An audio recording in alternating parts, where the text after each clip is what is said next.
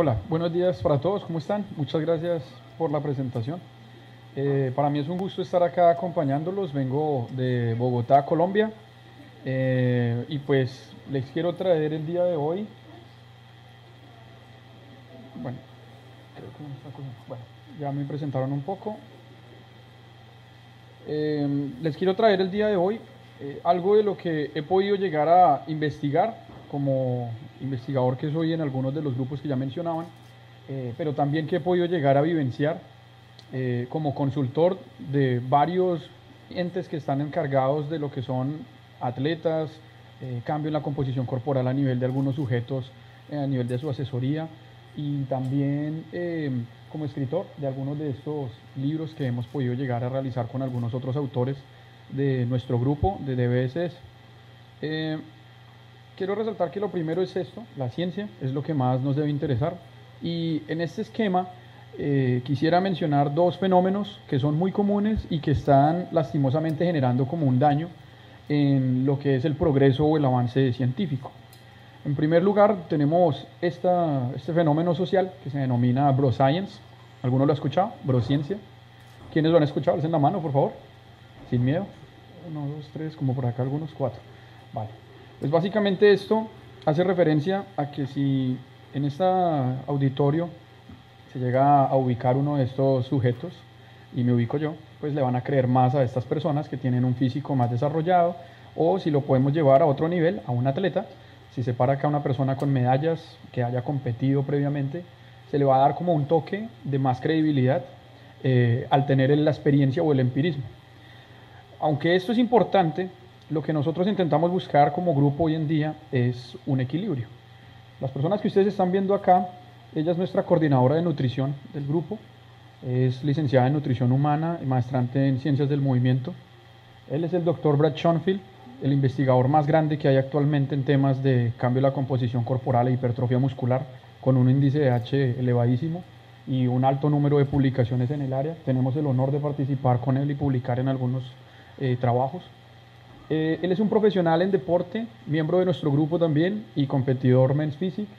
Y pues él es ya un IFBB Pro que sigue varios de estos protocolos de suplementación que estamos hablando. He podido trabajar en Europa con otras marcas, con Marc, que es un nadador, Luis, que es un escalador también de alto rendimiento en España, y algunos otros miembros de Endurance, precisamente atletas ya de carreras de más de 30 kilómetros y pasando por ahí, que ya se demoran todo un día haciendo esfuerzo físico y ya se imaginarán ustedes el desgaste que esto genera. Entonces, tenemos este reconocimiento primero de un fenómeno que tenemos que identificar entonces, que tenemos que entender que los atletas, las personas que han competido, van a tener o brindar un punto de experiencia, pero eso lo tenemos que mezclar con lo que son los avances científicos. Sin embargo, encontramos por otro lado otro fenómeno social que se le llama sport scienciness, o lo que es la mala ciencia, o que le llaman también nutricionismo. En este tipo de fenómeno encontraremos, como lo describía bien la doctora Louise Burke, que es la principal investigadora del Instituto Australiano del Deporte, una gran cantidad de opiniones por ya profesionales, personas que tal vez esperamos que cumplan con su misión de transmitir un mensaje correcto y aterrizarnos todas esas investigaciones, pero tal vez de una forma más digerible, ¿cierto? Pero que muchas veces, lastimosamente, se extrapolan verdades de una manera muy simplista, reduccionista, y que la dificultad que tenemos nosotros los investigadores es en poner una gran cantidad de variables que hay en un estudio, en un Twitter o en un post de Instagram, que es completamente difícil, se llevan muchas cosas de malinterpretación, y por eso es que desde ahora mismo les digo que no me crean nada de lo que les voy a decir, y más bien llévense más dudas, llévense en otro punto de vista más de un profesional, un investigador más, compárelo y contrástelo con lo que dicen los consensos actuales de organizaciones muy grandes y generen ustedes así un criterio. No buscamos adeptos, no nos gusta ese tipo de trabajo o filosofía en donde el profesional también se vuelve casi un influencer, un youtuber, porque esto se puede llegar a perder esa praxis profesional y lo hemos visto en muchos sujetos en el día a día. Entonces, tengan cuidado con lo que leen por ahí en redes sociales, porque hoy en día todo es un estudio comprobó que bla, bla, bla, bla, cuando en realidad no hay estudio. o la Universidad de Texas hicieron y comprobaron que, pero en realidad nunca pasó por ahí la ciencia. Entonces, 3 consejos, principalmente uno, no hay verdades absolutas, la verdad es relativa y todo va a depender de un contexto. 2, me interesa es que ustedes aprendan a dudar, que ustedes y los modelos de enseñanza en realidad se generan, es para eso. El conocimiento y un modelo científico como puede ser el método escrito por Descartes ya hace muchos años, no es más sino eso. Tenemos una duda, empezamos a generar unas hipótesis y contrastamos eso con datos reales. Y finalmente, darnos cuenta que no sabemos nada. En realidad, cada vez que uno estudia y se va ahondando en un tema, va aprendiendo que en realidad es muy ignorante en muchos otros campos e incluso en ese mismo tema. Entonces no las demos a veces de pronto de que no las sabemos todas, porque yo no me las sé todas, el profe Osvaldo tampoco se las sabe todas, ustedes tampoco se las saben todas. Y estamos aquí es para aprender de manera continua y bidireccional. Como les comentaba anteriormente, baso mi presentación en lo que son los posicionamientos del Colegio Americano de Medicina del Deporte, la FEMEDE de España, la Sociedad Internacional de Nutrición Deportiva bajo el liderazgo del Dr. Rick Kreider, quien es también uno de nuestros padrinos, por así decirlo, con quien investigamos constantemente, el consenso del Comité Olímpico Internacional, y precisamente por aquí está una de las últimas publicaciones, un libro que está también disponible en español, que hemos escrito con el Dr. Kreider, haciendo unas actualizaciones y traduciéndolo precisamente al texto en español. Lo pueden encontrar en este website, en essentialsofsportsnutrition.com, o simplemente buscan su nombre y con el código de BCS pueden tener un descuento pues, en su compra. Pero entonces, iniciando en materia, ¿qué es un suplemento? Un suplemento va a ser un alimento, un nutriente, cualquier componente que haga parte de lo que nosotros ingerimos, pudiendo ser un extracto herbal, una sustancia que se produce en un laboratorio, que vamos a adicionar a la dieta con el objetivo de mejorar algún tipo de variable física, de rendimiento o de salud. En ese sentido, quiero resaltar que los suplementos van a ser solamente la cereza del postre, porque nosotros vamos a enfocarnos como profesionales principalmente en el componente de la nutrición, en la recuperación o el descanso, que es bastante importante, y en el componente del entrenamiento. Estos 3 son los pilares que establecen todas las adaptaciones que generamos nosotros cuando hacemos ejercicio físico, bien sea en el alto rendimiento, en el rendimiento, o ya una persona que simplemente va al gimnasio por su salud o porque se quiere ver bien. Lastimosamente, la mayoría de las personas creen que los suplementos son la puerta fácil o la salida rápida para poder encontrar esos objetivos, y la mayoría inician por acá. Pues eso, como profesionales, nosotros tenemos que empezar a cambiarlo y voltear esa pirámide, ese esquema en las personas, porque es normal que te lleguen a decir, profe o nutri o entrenador, ¿qué me tomo? ¿Que quiero empezar a ganar masa muscular o quiero perder peso? ¿Cierto? Bueno, peso son palabras a veces que utilizamos, pero que recuerden que nosotros en una báscula medimos es kilogramos, y los kilos son unidad de masa corporal, no de peso. Nosotros no medimos newtons en una báscula de estas. Pero bueno, más allá de eso, lo que debemos enseñarle a las personas es empezar con esa educación nutricional. Por eso es que estoy en contra y sigo los lineamientos que hay a nivel internacional de promover el uso de suplementos a sujetos menores de 18 años. Porque lo que vamos a hacer con esto es generarles un esquema mental en donde tal vez el uso de suplementos les va a beneficiar y ellos van a crecer con eso, con una necesidad ahí implícita de utilizarlos. Pero en realidad vamos a ver que son muy pocos los que funcionan, y es lo que quiero traer el día de hoy.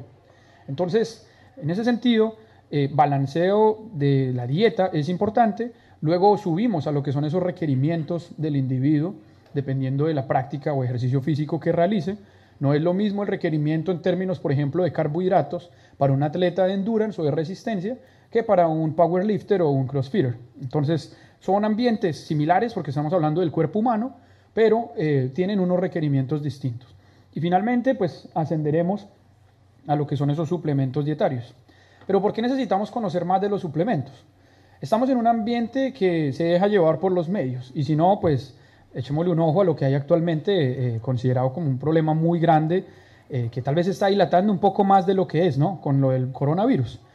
Hay un pánico colectivo en mi país, se están acabando los víveres, ya no hay geles, supongo que acá también han pasado cosas similares, y hay como un miedo colectivo y una masificación que se intensifica y que por otros lados muchas veces a nosotros nos desvían la vista de cosas en donde a nivel empresarial o monetario el dólar sigue subiendo, las empresas siguen cambiando y muchos otros se enriquecen mientras nosotros estamos como preocupados. Pues acá ocurre algo similar. Los suplementos a nivel comercial y mediático te los van a vender como algo necesario, como algo que sirve, probado, muchas veces lo colocan así, como por ensayos clínicos, hasta las cremas normalmente de las manos, pero para que se haga un ensayo clínico tengan presente que ensayo clínico significa un ensayo en humanos, una publicación de estas que leemos, un artículo científico. Y bueno, yo no he visto el primer artículo científico de estas cremas, y estaría bien, porque si ellos lo mencionan, es porque deben tener un respaldo, pero a veces no lo tienen. Y en los suplementos pasa igual. Hay un alto porcentaje de población, entre hasta casi el 70-80%, porque recientemente revisé un trabajo que se publicó en voleibol de la Liga Italiana, donde se llegan a esos valores, 80% más o menos de los atletas consumen suplementos, o sea que es un porcentaje considerable. Por otro lado, del 10 al 15% de las sustancias que se consumen pueden llegar a tener productos contaminantes o algo que dé doping. Y esto es algo que no nos dicen en las etiquetas. Hay muchos reportes de atletas que han dado doping positivo por esto. Y 80% ya incluso no contienen lo que dice la etiqueta.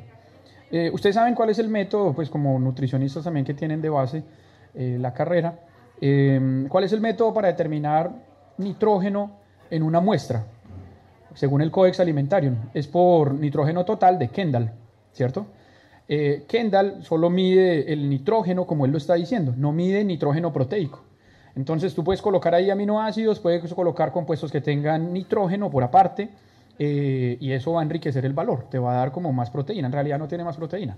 Por eso es que más adelante les voy a mostrar algunos productos que en su etiqueta reclaman tener 25 gramos, por ejemplo, de proteína, cuando en realidad tienen 5 o 6 gramos. El restante son productos o aditivos que tienen nitrógeno y que la cuantificación pues les va a dar más. Gran cantidad no tienen soporte de lo que dicen. Estos datos son tomados de Autry y Stewart en 2015 y nosotros hemos visto una necesidad, es una publicación que hicimos ya hace algún tiempo, de promover más el conocimiento y lo que es la alfabetización científica. Me gusta mucho esa palabra porque todos debemos estar alfabetizados científicamente en muchos campos. Y lastimosamente hemos visto un declive o una falencia muy grande en términos de actividad física y ejercicio físico en los nutricionistas. Hay una necesidad de que ustedes empiecen a leer por su cuenta un poco más de esos temas, que se actualicen y que busquen como tal mantenerse informados. La ciencia se mueve mucho, hay muchas publicaciones que van saliendo y que son de fácil acceso. Para resumirles toda la conferencia, casi desde el inicio, esto es una diapositiva tomada del doctor Kreider para uno de los diplomados que organizamos, en donde resaltaba cuáles son esos suplementos para los deportes de fuerza, potencia o de velocidad, cuáles son esos suplementos para los atletas de endurance y cuáles son esos suplementos para la recuperación. Si ustedes se dan cuenta, aquí nos salen los 1000 suplementos que nos venden en las páginas de redes sociales o en las tiendas, etc. Salen, si mucho, 1, 2, 3, 4, 5, 6, 7, por ahí 8 en cada uno. Y muchos de esos son o reemplazos de fluidos, o sea, agua con electrolitos, o carbohidratos, que también es un macronutriente, y solo nos quedamos con algunos muy pocos, creatina, betalanina, bicarbonato de sodio, bueno, algunos otros por ahí que puedan llegar a funcionar. Vamos a ver de ellos un poco. Entonces, la proteína de suero de leche es sin duda alguna uno de los que más se consume normalmente y representa el 20% de las proteínas que hay en la leche. Lo que se hace es que se pasa la leche por unos procesos de ultra y metafiltración y se van separando diferentes componentes, hasta llegar a solamente las proteínas que están en el suero.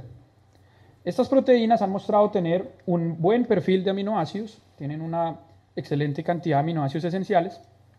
De hecho, por cada 25 gramos más o menos de una whey protein de buena calidad, hay unos 10 gramos de aminoácidos esenciales, lo cual concuerda con las recomendaciones actuales en cuanto a la hora de hacer una ingesta, un alimento. Ya les voy a ir mostrando respecto a ese tema. Tienen una fácil asimilación, incluso muchas vienen con algunas enzimas digestivas que facilitan esto. Para la población adulta esto es genial, porque a medida que nosotros envejecemos, nuestros procesos digestivos ya se vuelve un poco más lento, se deteriora. Y no solamente necesitan más proteína las personas mayores, sino que también necesitan una proteína que a veces venga con algo de facilidad en su digestión. enzimas digestivas o algún tipo de proteína ya hidrolizada. Por lo tanto, se vuelve una alternativa interesante para prevenir esa pérdida de la masa muscular asociada al envejecimiento que llamamos sarcopenia. Recuerden ustedes también bebidas de Ensure que vienen con HMB y tal. Bueno, pues eso es whey protein con HMB. El HMB es un metabolito de la leucina. Entonces ya voy a empezar a tocar algunos conceptos y claves que tal vez ustedes han visto o escuchado, pero que son interesantes tenerlos en cuenta. Esto favorece la recuperación muscular y esos procesos de adaptación al ejercicio físico. ¿Cuáles son las recomendaciones normalmente? Sabemos del popular 0.8 gramos de proteína por kilo de masa corporal al día que nos ofrece la OMS. Punto en el que estoy un poco también en desacuerdo como muchos otros autores considerando los efectos positivos que hay de la dieta hiperproteica. Tengan en cuenta que dieta hiperproteica no es atiborrarnos con proteína. Dieta hiperproteica se le llama a cualquiera que esté más allá de 0.8 gramos por kilo. Entonces, un gramo de proteína por kilo al día ya es una dieta hiperproteica. Para que de pronto no se escandalicen en términos de que nos han vendido también un terror de la dieta hiperproteica. Yo no hablo de dieta hiperproteica de más allá de 3 gramos nunca, incluso, fíjense que ahí llegó a 2. Entonces, acá no estamos hablando de promover un consumo exagerado de proteína cuando no es necesario. Estamos hablando de las dosis que sirven por salud. Hay un texto bien interesante que publiqué para el grupo sobre entrenamiento que se llama como Reflexiones nutricionales de los aminoácidos, por si lo quieren leer, y en el cual les comento por qué ese 0.8 que nos propone la OMS debería subirse un poco más, tal vez a 1, o incluso, ¿por qué no, a 1.2? No pasa nada con una dieta hiperproteica. Hay reportes de 4.4 gramos de proteína por kilo de peso al día durante 6 meses, sin ningún tipo de daño renal, hígado, hepático ni demás. Entonces, con esto no quiero decir lleguemos a 4.4, porque es lo de siempre. Somos dogmáticos y queremos a veces tener esa disyuntiva de sí o no, blanco o negro, pero en realidad podemos jugar con un equilibrio en el medio. Para los sujetos físicamente activos, con 1.2 hasta 1.5 gramos de proteína por kilo al día está más que bien. Y para un deportista ya de fuerza que busca ganar incluso masa muscular, con 2 gramos de proteína por kilo está excelente. No necesitas más de eso. Eso es lo que utilizamos nosotros en nuestros estudios, lo que demuestra la ciencia que sirve y lo que en realidad te puede facilitar mucho las adaptaciones hacia el entrenamiento de la fuerza. Pero ¿cuáles son las recomendaciones normalmente en cuanto a su consumo? Primero, las ingestas que usted realiza a lo largo del día, independientemente si usted come 2, 3, 4, 8 veces si quiere comer, nunca se recomiendan 8 ni tan más comidas. Con que usted coma 2 o las que haga, porque depende de la adherencia, usted asegure que sea una dieta con comidas isoproteicas, que tengan una misma cantidad de proteína. Si usted come 4 veces, pues divida la cantidad total en 4 e intente asegurar una ingesta de una proteína de alta calidad. Si come 3, pues coma 3 veces, lo divide en 3, etc. Básicamente aquí lo que vemos son diferentes fuentes de proteína y fíjense cómo acá hay una que está en el momento del post-entrenamiento, no sé si se amplía después, así. Acá en el momento después del ejercicio contra resistencia, recuerden que resistance exercise es como entrenamiento de fuerza o contra resistencia y endurance exercise es entrenamiento de la resistencia. Son algunas cositas ahí a veces que cuando pasamos de inglés al español cometemos errores, pero bueno, en este caso estamos hablando de entrenamiento de la fuerza. Pues consumir una proteína de estas post-entrenamiento es una muy buena alternativa debido a lo que hablábamos. Tiene una mayor digestibilidad, tiene un buen perfil de aminoácidos e incluso, les voy a poner por acá una tabla. Uy, me estoy devolviendo. Acá, en donde vemos que no es necesario pasarnos de esos 10 gramos de aminoácidos esenciales por cada comida para poder potenciar la síntesis de proteína muscular, que es lo que significa esta FSR. Entonces, fíjense que acá el sujeto consume 0, 5, 10, 15, 20. De 10 a 20, el efecto es el mismo. Entonces, consumir más proteína no es necesario. Con que tú consumas una dosis de proteína que te brinde 10 gramos de aminoácidos esenciales, lo estás haciendo bien. Y esos 10 gramos de aminoácidos esenciales normalmente tienen de 3 a 2 gramos de leucina, que va a ser como ese gatillo o ese aminoácido importante en lo que es la activación de la síntesis de proteína muscular. De hecho, para que vean que eso no lo digo yo, por eso les tengo por acá una diapositiva del doctor Asker Jekendrop, uno de los investigadores pues también más afamados en el tema de nutrición deportiva, quien hace el siguiente resumen. Usted consuma de 20 a 40 gramos, dependerá obviamente de su masa corporal, de una proteína de alta calidad. Y si lo hace después del entrenamiento, que sea ASAP, as soon as possible, ¿no? de esos gramos de proteína que usted está ingiriendo, fíjense, 20 a 25, de ahí usted va a asegurar 8 a 10 gramos de aminoácidos esenciales. Están ahí en la proteína. Usted no necesita adicionarle aminoácidos a una proteína. Por eso es un error cuando las personas de una vez se compran su tarro también de aminoácidos de cadena ramificada, su leucina por aparte, sus esenciales por aparte, y todo lo generan ahí en un batido. O sea, todo eso es gastar plata. Para eso compren creatina, que ya les voy a decir por qué. Entonces, 3 gramos de leucina es lo que normalmente eso tiene. ¿Será que yo lo estoy moviendo? No. Eso es lo que normalmente tiene, es 3 gramos de leucina que aparecía por ahí. ¿Soy yo? 3 gramos de leucina. Y pues hacer la recomendación es que de pronto no pasemos más allá de 3, 4 horas para hacer una ingesta. Pero, o sea, esto no lo podemos volver como algo obligatorio, que es lo que quiero que nos saquemos de la mente, que todo esto es estático y para todos es lo mismo. No. Yo no puedo ponerle lo mismo a una persona que trabaja en un banco, a un cajero. No le puedo poner ahí una comida con atún y que entonces saque la lata de atún y destape eso por allá en una oficina donde va a dejar eso oliendo feo. Entonces, todo es adaptarlo al sujeto. Y les decía que la proteína, de hecho, tiene un buen perfil y aminograma, que incluso el reporte de McLean, cuando analizaban diferentes fuentes de proteína, nos hacía notar que la proteína de suero de leche tiene valores mayores en valor de utilización de proteína neta, el valor de digestibilidad corregido por aminoácidos y el valor biológico es mayor que incluso el huevo, que es nuestro estándar, ¿cierto? Entonces, con esto no estamos diciendo, entonces whey protein en cada comida, porque no es así. Sino estamos diciendo, aprovechemos esa ventaja que nos da ese suplemento o este tipo de nutriente en el momento del post-entrenamiento, que es cuando vamos a facilitar esas adaptaciones. De resto, pues las comidas pues están normal. Lo que sí ahí es algo interesante, ya hay varios estudios que han demostrado que luego del entrenamiento con cargas, con pesas, ¿sí?, de fuerza, de velocidad, lo que tenga que ver con potencia, nosotros podemos tener unas mejores adaptaciones si consumimos más proteína en esa alimentación post-entrenamiento. Por eso es que la recomendación post-entrenamiento es de consumir la mitad de la masa corporal en proteína. Si usted pesa 70 kilos, pues consume 35 gramos de proteína en el momento post-entrenamiento. Profe, que es que eso es falso porque a mí me dijeron que el cuerpo no absorbe más de 30 gramos de proteína porque siempre salen lo mismo. Bueno, pues usted le dice, bueno, por favor lea McNaughton 2015, en donde ya está un estudio que demuestran que consumir 20 gramos comparado con 40 gramos de proteína de suero de leche en sujetos que entrenan la fuerza, fíjense cómo les planteo siempre el contexto. Ellos, los que consumen más cantidad de proteína, pues mejoran en cuanto a la ganancia de masa muscular, ¿ok? Y van a tener unas mejoras significativas en fuerza y en potencia. No siempre músculo es más rendimiento, eso hay que dejarlo claro. De hecho, un sujeto muy pesado pues no se va a poder tal vez desempeñar una misma velocidad hasta que se adapte. Tengan en cuenta eso también. Porque han pasado casos en los laboratorios del Dr. Kreider en donde sujetos, futbolistas americanos de 120 kilos, con unas masas musculares impresionantes, corren mucho más que los que son más delgados y que tienen menor masa. ¿Pero por qué? Porque ya han optimizado su entrenamiento, son más veloces y más potentes, se vuelven unas máquinas ya a nivel de deporte. Entonces, para que vayan ustedes aprendiendo a distinguir estos temas.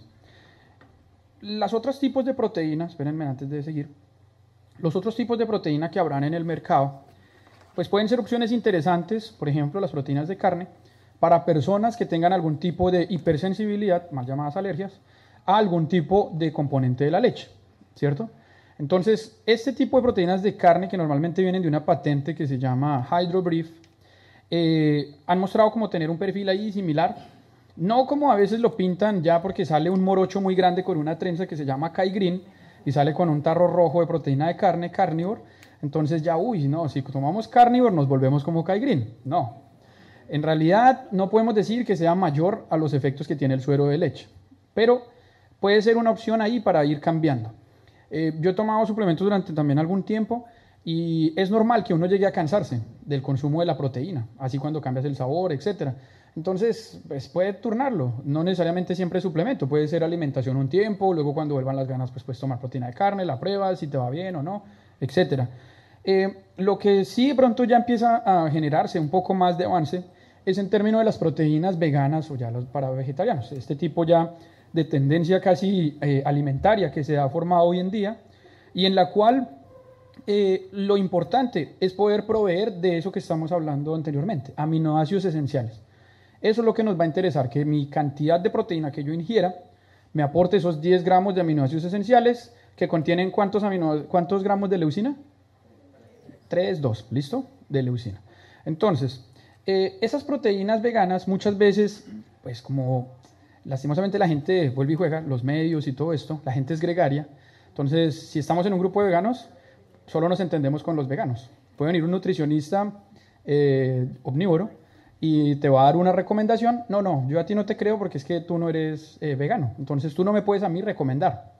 Y esa misma falacia argumentativa es la que se utiliza, por ejemplo, con a veces problemas que hay a nivel culturales hoy en día, ¿sí?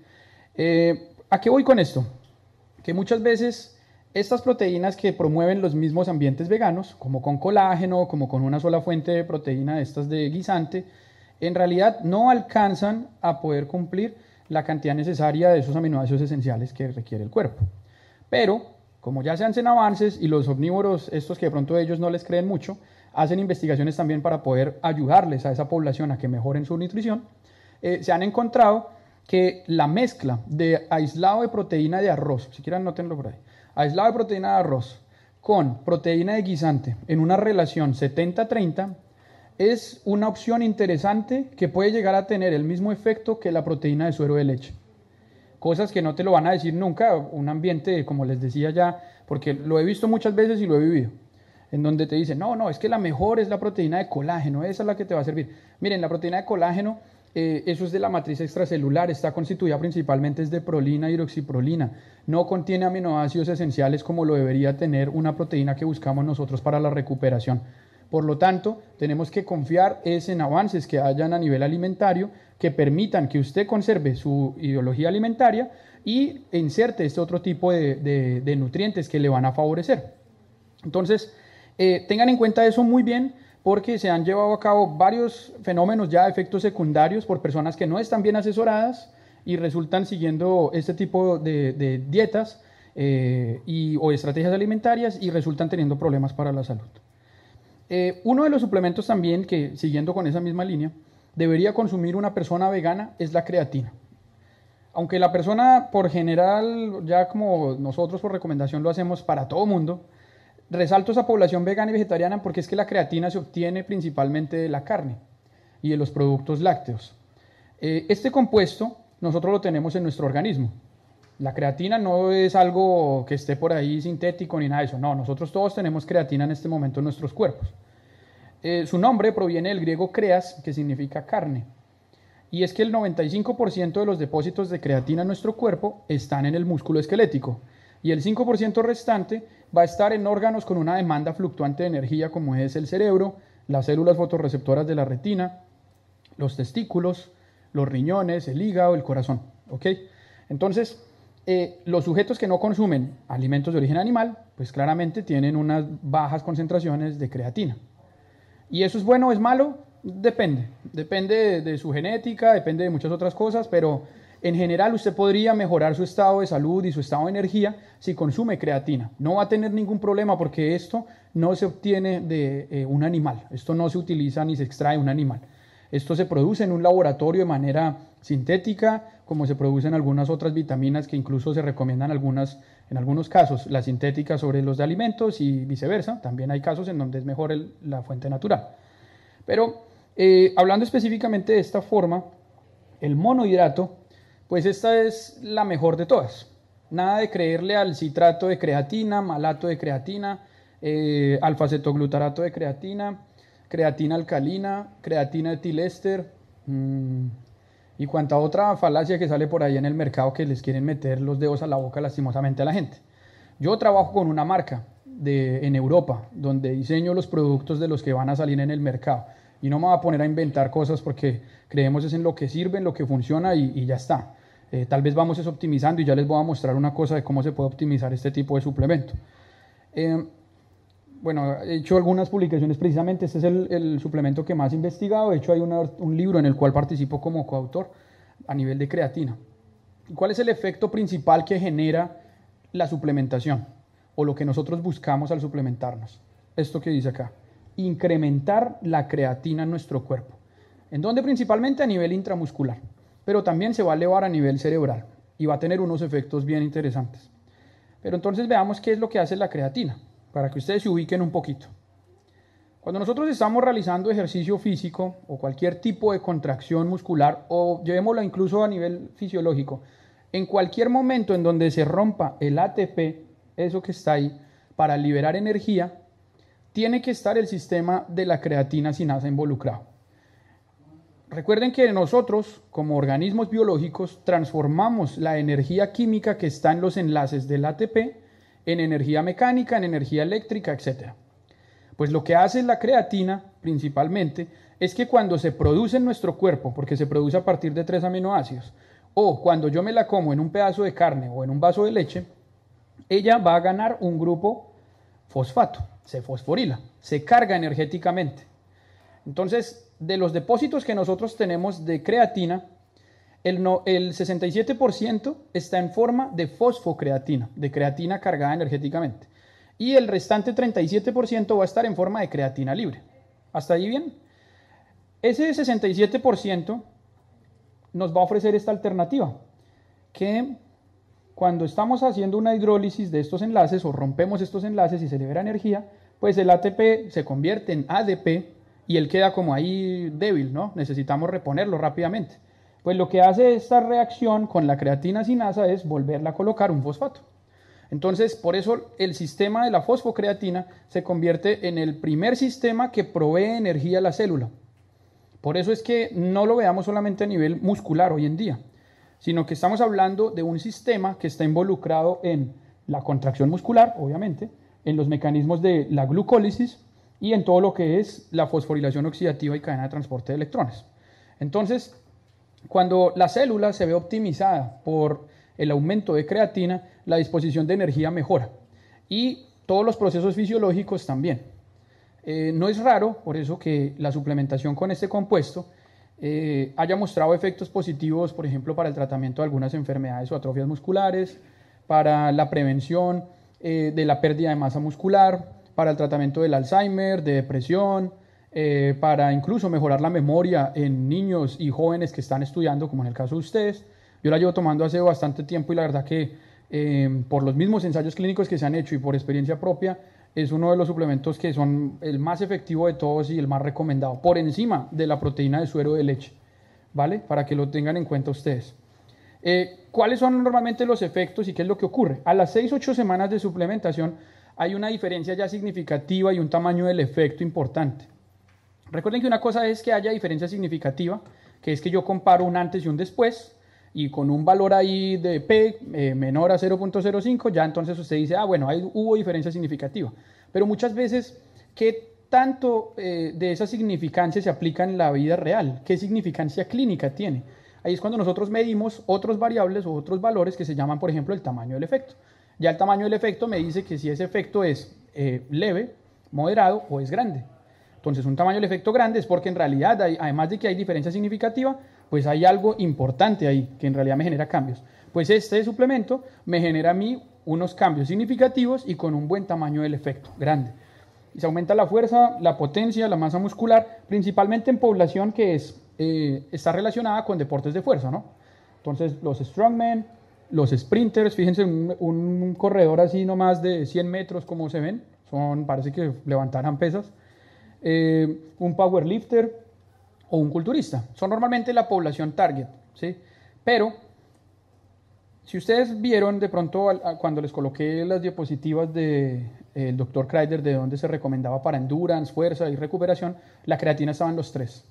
No sé si se fijaron. La creatina estaba en los 3.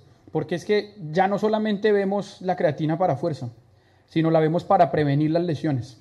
En el Sevilla Fútbol Club se hizo un estudio en donde consumir creatina 3 veces a la semana en dosis de 5 gramos diarios disminuyó de manera considerable las tendinopatías, problemas musculares y lesiones durante una temporada completa. También se han hecho estudios en básquetbol. De hecho, estamos haciendo uno actualmente en España, en donde un grupo de niños y ya en este caso son de alto rendimiento, de 13, 15 años están consumiendo creatina. Ellos en particular les promovemos el consumo de esta sustancia, fue un martirio con los padres, porque claramente ustedes se meten, y ya vamos a ver algunos mitos y controversias de este tema, se meten y colocan creatina efectos secundarios, y les van a salir un poco de cosas, que daña el riñón, que genera retención de líquidos, que causa diarrea, que causa calvicie, que causa un poco de cosas. Pero en realidad más allá de eso, por eso siempre les digo, si quieren no me crean, vamos a buscar luego algunos artículos. Lo que dice la evidencia es otra cosa, ¿vale? Lo que se ha visto es que cuando usted entrena y usted está consumiendo este suplemento, usted se siente así, mejor, entre series. Incluso uno como que está entrenando y uno dice, me cabe como otro disco, o puedo hacer más repeticiones, ¿cierto? Pero es porque se recupera más rápido la fosfocreatina. Ese compuesto que hablábamos energéticamente cargado, se recupera más rápido. También se optimizan procesos neurológicos, como ya les mencionaba, la creatina no solamente está en el músculo, sino también en el cerebro, y por eso no es raro que hoy en día se hablen de dos estrategias para su consumo. Una, preventiva, en donde los atletas consumen altas dosis de creatina para que su pool cerebral o su cantidad de creatina cerebral aumente, de manera que cuando se lesionan, la lesión no es tan fuerte. ¿Por qué hablamos de que cuando se lesionan? Porque claramente estar en una liga competitiva o estar entrenando a cada rato aumenta el riesgo de lesión. Eso es más que obvio. Por lo tanto, si el sujeto se lesiona, pues se va a recuperar mucho más rápido. Y por otro lado, ya como una estrategia ya terapéutica en donde el sujeto lesionado le empezamos a dar creatina, vuelve y juega con el objetivo de que esos niveles que bajan bastante a nivel cerebral, por toda esa demanda que hay a nivel de remodelación motoneuronal y el desgaste por el impacto, la conmoción, lo que haya sido, pues se aumente. De esa manera el sujeto se recupera más rápido también. De aquí viene que se sirva como un posible tratamiento para la sarcopenia. Y por eso les traigo siempre con artículos recientes para que ustedes lo vean, que no es carreta mía, sino es que en realidad esto funciona. Balestrino y Adriano publicaron hace 2 años, en 2018, un paper que decía la creatina, más allá del deporte, la eficacia y la seguridad de la suplementación con creatina en condiciones patológicas a nivel de cerebro y músculo. Y de hecho, sale también un artículo bien interesante en donde consumir creatina en el adulto mayor le previene más de caídas y de inflamación. O sea que no estamos hablando de algo que lo estén diciendo un par de autores. Hoy en día casi que todos al unísono recomendamos el consumo de creatina diario, incluso para personas que no practican ejercicio físico. A mi madre, que ya tiene 54 años y es físicamente activa, siempre le mantengo en su estante ahí su monohidrato de creatina y la molesto y le digo que si se la está tomando y tal, porque en realidad los efectos positivos son muchos y perdérnoslos pues creo que no valdría la pena. Kando y colaboradores también ya hacen un consolidado y de hecho hay un metaanálisis por ahí también reciente en donde se habla como estrategia para, como les digo, prevenir esa sarcopenia. Veganos y vegetarianos lo deberían consumir, ¿ok? Una recomendación. Para los que están pensando, no, eso genera daño renal, eso se tira a los riñones porque sí se los tira. Bueno, empecemos a ver, a convencerlos a ver de lo contrario. Schroeder, 2011, 2 años completos de suplementación con creatina sin parar. ¿Listo? Sin parar. No tiene, yo sé que algunos se escandalizan así, uy, wow, sin parar. Pues sí, de hecho, nuestros atletas, yo la consumo sin parar. Yo me tomo 10 gramos diarios. ¿Desde hace cuánto? No, ya no me acuerdo, pero sin parar. Ahora, estos sujetos, 2 años, ¿no? Basquetbolistas, para que no piensen ustedes que era, no, es que era porque eran de fuerza o eran de culturistas, entonces ellos sí les sirve y tal. No, eran basquetbolistas. Les hicieron análisis de varios marcadores enzimáticos, algunos otros electrolitos, algunos otros relacionados con el perfil lipídico, sin encontrar cambios significativos en ninguno de todos esos puntos que hicieron de valoración. Desde valoración 1, 5, 7, 10, 14 puntos, solo que pues acá muestran solamente pues estos cortes, pero ninguno de estos fue significativo, no hubo cambios significativos en ningún daño, ni marcadores renales ni hepáticos. De hecho, hay un estudio por ahí también preclínico. Recuerden que cuando ustedes escuchen estudio preclínico es que es en animales, para posteriormente pasar a los clínicos, que es en humanos. En un estudio preclínico que hicieron de 2 gramos de creatina por kilo, eso sería el equivalente en un humano como de 70 kilos a 140 gramos diarios, que es una barbaridad, Pues bueno, esas raticas también les hicieron varios de estos mismos ensayos y tampoco hubo cambios. Y hay un estudio que también se expuso el año pasado en el Colegio Americano de Medicina del Deporte, cuando llevamos unos trabajos también, del profesor Machado. Lo pueden buscar y es de mujeres mayores, físicamente activas. Si quieren ustedes buscan creatina, Machado, older women, ya, con eso les sale el artículo. Imagínense que estas mujeres estaban consumiendo esa cantidad, 2 gramos de creatina por kilo, mujeres mayores. Y lo que encontraron ellos fue que habían unas mejoras también considerables y no hubo ningún tipo de efecto negativo. Entonces estamos hablando de supradosis. Ahí es donde ya empieza la ciencia y es donde ya empiezo yo también a tener mis dudas. Entonces yo digo, venga, ya estamos como quedando mucho. Y de hecho actualmente estamos intentando es mejorar que esas dosis no sean tan altas. ¿Por qué las dosis altas son necesarias? Porque con dosis altas es que se asegura que el cerebro se vea beneficiado.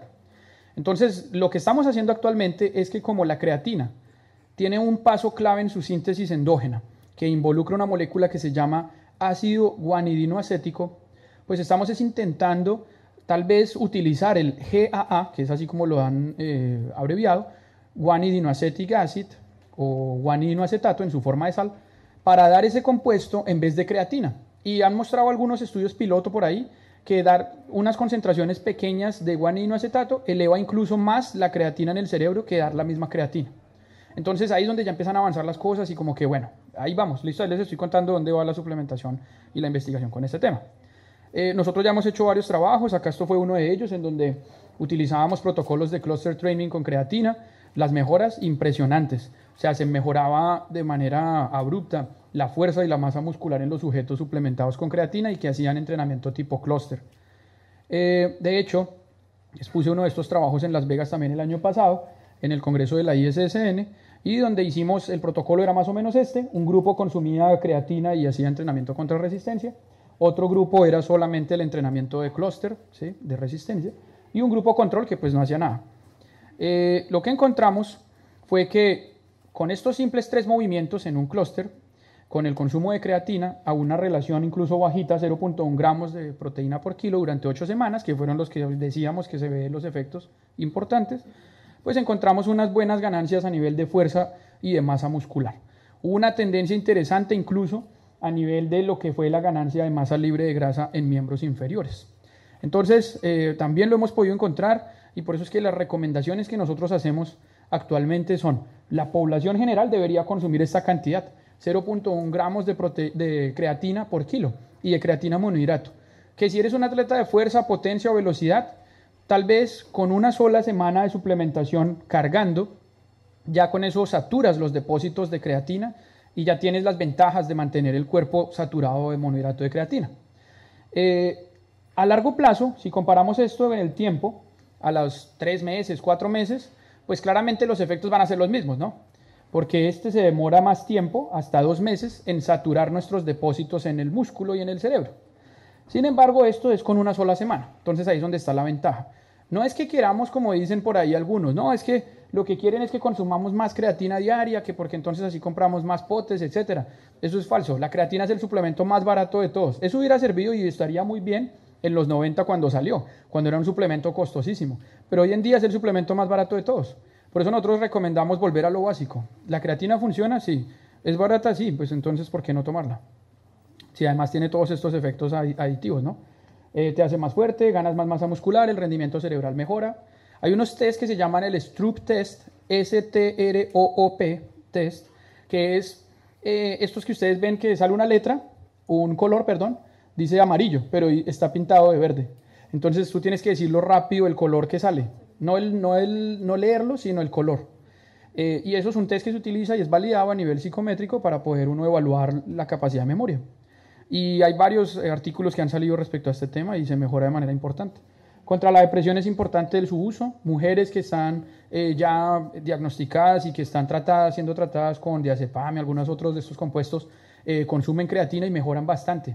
O con estos SSRI, los inhibidores selectivos de la recaptación de serotonina. Bueno, los que estén por ahí ya viendo esa parte de farmacología me entenderán. Pero cuando se consume eso con creatina también se mejoran los efectos. Y pues llegaré ya a ¿cómo estoy de tiempo? Perdón. ¿Me van diciendo? ¿Estoy bien? Hay un hermanito de la creatina que le digo yo. Ah, bueno, un detalle, se me olvidó. ¿Qué personas no deben consumir creatina? Aquí está arriba. Las personas que ya tengan daño renal, solo ellos. Si una persona tiene insuficiencia renal o tiene ya daño renal, esas personas se les va a afectar su tasa de filtración glomerular. ¿Ok? Entonces no es adecuado para esos sujetos. Por eso nosotros siempre recalcamos, en personas saludables no tienen ningún problema. O sea que la recomendación antes de usted empezar un protocolo de suplementación con cualquier cosa es que se hagan un ensayo clínico y vean cómo están de salud. Ahora, un hermanito de la creatina es esto, la beta-alanina. Ocurre que en nuestro cuerpo nosotros tenemos varios buffer o amortiguadores o simplemente controladores por ahí de que no se acumulen cosas negativas. Uno de ellos se llama carnosina, que es un dipéptido, es decir, está hecho de 2 aminoácidos, uno que se llama histidina, que es un aminoácido, y otro que se llama beta-alanina.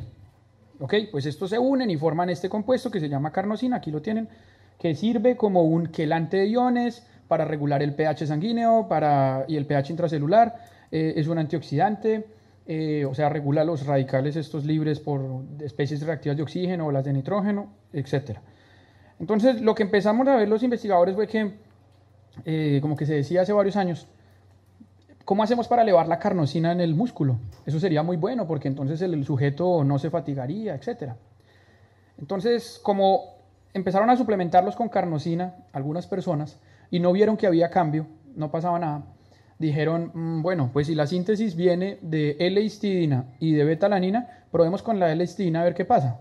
Entonces les daban histidina a las personas para ver si se elevaban carnosina en el músculo, tampoco. Y luego empezaron a darle beta-alanina y ahí sí, boom, se elevaban los niveles de carnosina.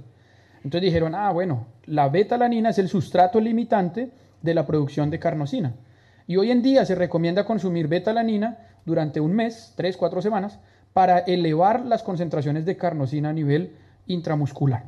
Y eso es bueno porque disminuye la fatiga muscular y sobre todo en eventos deportivos que involucran esfuerzos intermitentes y de muy alta intensidad. ¿Ok? Para eventos de larga duración no tiene sentido. ¿Ok?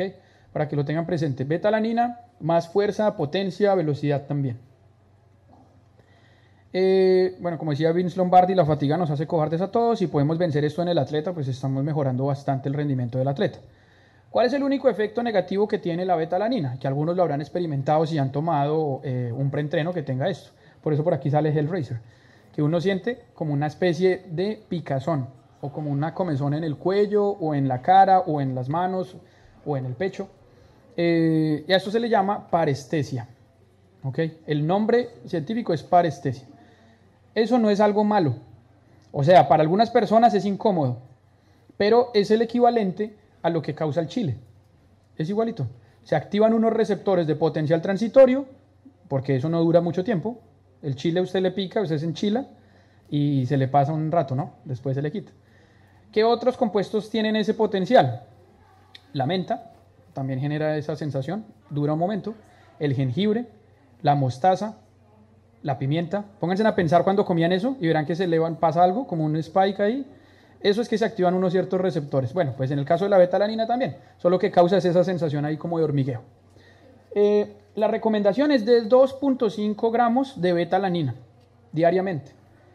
De hecho, cuando se consume beta-alanina con creatina, los efectos son poderosísimos.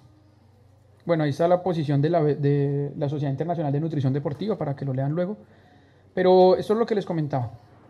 Cuando se mezcla beta-alanina con creatina, es masivo la ganancia en fuerza y masa muscular. Es una muy buena recomendación. ¿Qué más les iba a decir acá? Bueno, que por eso es que muchos suplementos preentrenamiento colocan 2.5 gramos de beta-alanina porque genera esa sensación también, como que los activa. A mí me gusta esa sensación, la verdad. Y hay otras personas que también, pero hay otros que no. Entonces, a los que no les gusta, lo que pueden hacer es dividir las dosis de beta-alanina en alrededor 1 gramo o menos. Entonces, no pasarse de 1 gramo, porque es a partir de 1 gramo que se empieza a experimentar esa sensación de parestesia. O sea que usted tendría que tomar 1 gramo en la mañana, 1 gramo en la tarde y la otra mitad de pronto en la noche, no sé. Porque en última lo que nosotros buscamos, al igual que la creatina, es saturar el músculo de algo. Con la creatina queremos saturar el músculo de creatina. Con la beta-alanina queremos saturar el músculo ¿es de qué? Carnosina. Listo, bien.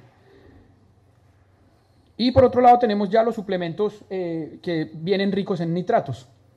Han ganado popularidad porque precisamente el nitrato se puede obtener desde fuentes vegetales, desde los alimentos, sin necesidad de recurrir a estos óxidos nítricos, como le llama la gente. El óxido nítrico es un gas, entonces ahí el sarcasmo. Se consiguen precursores de óxido nítrico en estos preentrenos, ¿vale?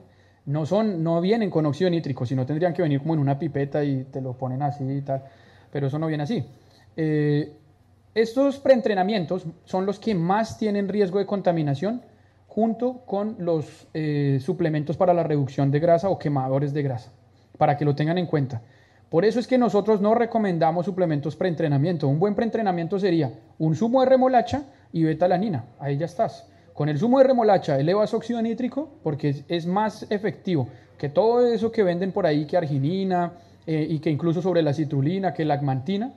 Y con la betalanina lo que hacemos es generar como ese picor o como ya rico para ir uno a entrenar y esto, para sentirse uno bien.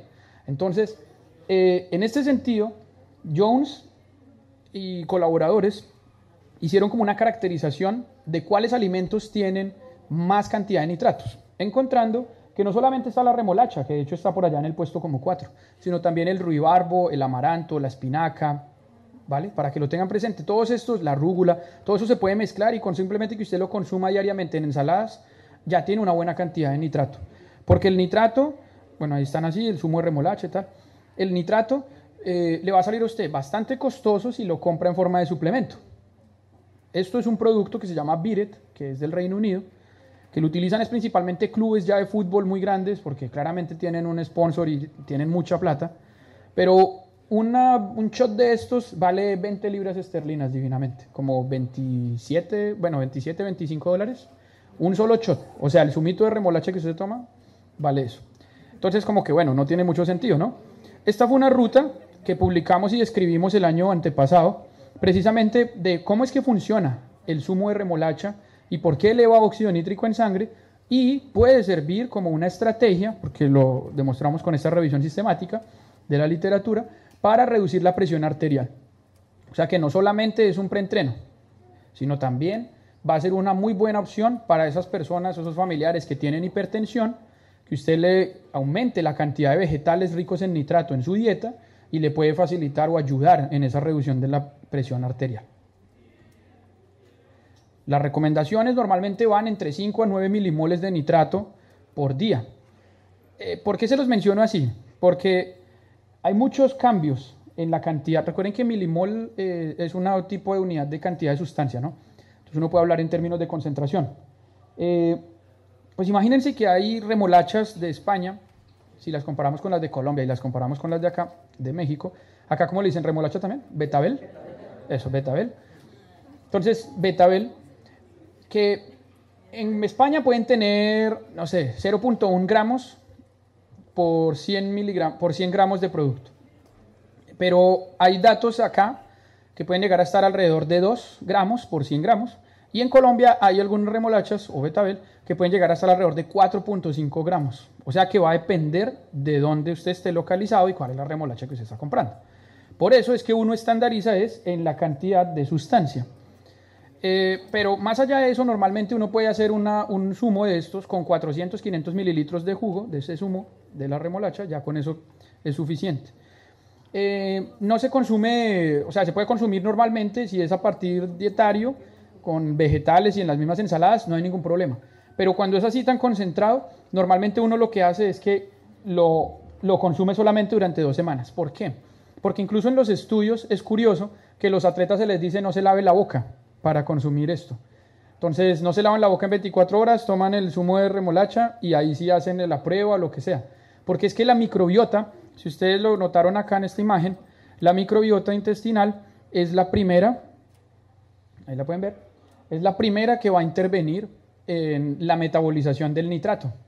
Entonces, si no hay microbiota, pues no se va a aprovechar igual ese zumo de remolacha o esos nitratos. Con esto no nos lavemos la boca, no, sino que para los estudios se hace así, es para poder estandarizar la técnica y que el estudio quede bien hecho. Ya están las demostraciones en este estudio que les comentaba, que publicamos, en donde pues obviamente personas comunes y corrientes consumen el zumo y disminuyen su presión arterial. Como colaboramos también como consultor, en este caso de mi parte, con Atlético Nacional, un club de fútbol, ahí siempre está el zumo de remolacha en la mesa de los jugadores, porque incluso el zumo de remolacha tiene también unos compuestos que se llaman betalainas, que son unos metabolitos secundarios de esas plantas que pueden llegar a tener una actividad antiinflamatoria y antioxidante. Por lo tanto, facilitan el proceso de recuperación. Muy similar a lo que hace uno de los suplementos que estaba en recuperación en la diapositiva del Dr. Kreider, que se llamaba Tart Cherry, que es como las cerezas de Montmorency. Este tipo de cerezas también tienen actividad antiinflamatoria. Bueno, y ahora, ¿dónde estamos? Como les decía, pues la investigación nos lleva ahora a querer fusionar creatina con nitrato. Entonces dirán, uy, pero todo creatina con este man. Pero sí, porque es que la creatina es muy buena, no puedo hacer nada. Y si ya no... La creatina, como siempre se mezcla con una molécula de agua, por eso se llama monohidrato de creatina, ahora se está intentando es mezclar con esta que se llama nitrato de creatina. ¿Para qué? Para que siga estando la creatina, pero ahora se da un ion de nitrato, con el objetivo de que tengamos la ventaja de mayor óxido nítrico y pues los objetivos ya principales de la suplementación con creatina. ¿A dónde apunta todo hasta ahora? Pues parece que es prometedor, pero vuelve y juega. Hace falta más investigación. Por eso yo no lo digo de manera tan certera que sea mejor que el monohidrato. Por ahora el monohidrato tiene más evidencia. Ya para cerrar, la cafeína es un alcaloide que encontramos también en varias especies vegetales, entre ellas Camellia sinensis o el té verde, Coffea sp o el café y Enteobroma cacao o el cacao. Este tipo de compuesto tiene una vida media que dura entre 4 o 5 horas, va a depender de un polimorfismo o una mutación que tenemos los humanos en una de las enzimas encargadas de la metabolización de la cafeína, que se llama la citocromo P450, en su isoforma 1A2, esto que está aquí. Entonces, hay sujetos que tienen un genotipo AA, que pueden metabolizar rápidamente esa cafeína y presentan un mayor efecto ergogénico. Pero hay otros que tienen un genotipo CC en ese gen, en donde tal vez la sensibilidad a la cafeína es mayor. La cafeína dura mucho más tiempo en su sistema, les causa más ansiedad, les causa que no puedan dormir bien, etc. Y ellos tal vez se beneficien de los enjuagues de cafeína, ¿vale? Porque puede ser una opción interesante para generar como esa activación a nivel cerebral, pero que ya no me la voy a tomar para que esté mucho tiempo en mi sistema. Entonces, en mi caso, yo soy un sujeto que me puedo tomar 200 miligramos de cafeína antes de dormir y a los 5 minutos estoy como en Matrix desconectado así. Pero hay otras personas que en la tarde toman cafeína o un café incluso de 90 miligramos o menos y ya no pueden dormir y que tienen ansiedad, tremor, etcétera, todo eso. Entonces, ahí aprendiendo a medio diferenciarlos por su sensibilidad, usted puede recomendar o el consumo de la cafeína como tal o los enjuagues, ¿vale? Muy fácil, sin necesidad pues de hacer un test genético, que sería lo ideal, pero bueno. ¿Qué se ha encontrado con la cafeína? Que incrementa el rendimiento deportivo en deportes de resistencia principalmente.